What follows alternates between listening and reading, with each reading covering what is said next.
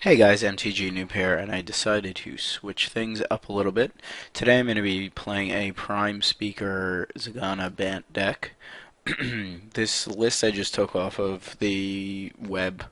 Currently it's 61 cards. I don't know if there's a typo there and maybe an extra card got in there somehow. I'll leave it as is. More or less, the tech is to play Prime Speaker with hopefully something large on field and then blink it back. Um, Not an expert by any means with the deck, but let's go through it and I'll give you my impressions of the deck. So here we go. So 24 lands, but that's not quite true since you have 8 mana dorks and 4 Farseeks. Your late game is where you really want to be at. You have no counter magic main deck. You also have no Sphinx's Revelations main deck. So please keep that in mind. Your ramp is essential, and then you have to do like stupid tricks with this. We have 5 forests, 3 townships, 3 harbors, 4 breeding pool, 4 temple garden, 4 sun petal grove, and a hollow fountain.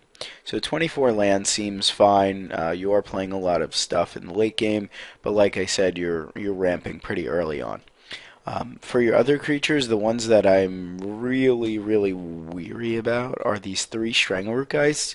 I honestly just think they're a concession to the aggro matchup. Like, if you're waiting to do like this stuff and they're bashing your face in, you're just going to be screwed. So these are blockers, I would think. Your other creatures are smiters because they're very strong against a lot of matchups, and they're one of the one creatures that fights Reckoner profitably. I mean, it's still a 1-for-1, but he blocks them, and then they usually throw the damage at him, so they trade out. He still does die to every removable spell, except for Ultimate Price, and Mizium Mortars does kick his butt. But, you know, he's a pretty good guy at the 3-drop. If you get him down early, he's also very good. Then you have Restoration Angel, which is pretty much the key to making the deck work, in my opinion. I really think that you are sitting here with a very nice combo kind of piece, with the angel and making stuff happen and blinking things and gaining value and advantage like that. Some life, some card draw, reset encounters on this, etc. Then you have Tusk. Obviously, Tusk is very important to this deck. He gains you life and blocks well, he attacks well, he does so many things well. Then the new card in the deck pretty much is Prime Speaker Zagana, which is a 1/1, but when it comes into play, you draw cards equal to, your highest powered creature. Where X is the 1/1 counters that go on it. So it becomes a big fatty, hopefully, like if you have a Thrag Tusk or a Smiter out, and then you end up gaining some card advantage. And then another really interesting card in the deck is Angel of Serenity, which is really a multi-purpose card. Sure, it's a huge angel. Sure, it removes their threats, essentially, but it really gets back a lot of the combo pieces you've lost and brings them back to the hand if they remove this from play. One thing to note is you cannot blink angels with Restoration Angel, as I've made that mistake myself before. Finally, you have 4 Garruks. One little Garruk because he helps you search things up late, if he goes to the dark side and flips. And it is a preemptive strike against the other larger Garruks. And you have 3 large Garruks because they're just a house against control.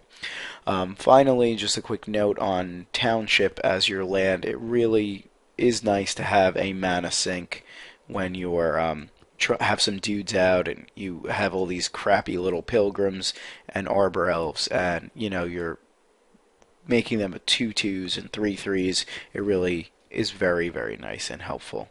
Plus you could put counters on this, although it does not help. Okay, so, or it might help. I guess you do this, but if you have 11 mana, you probably have lost that game already. Okay, sideboard, quick sideboard plan. You have 4 counter spells. I honestly think they just come in against anything you're really worried about, like Jund with Rakdos returns and things of that nature. Olivia Valeron is also a huge game against you. You can't really deal with it outside of this and your detention spheres.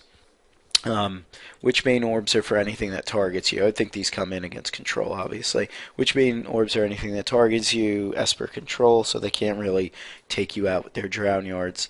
The healers are for aggro.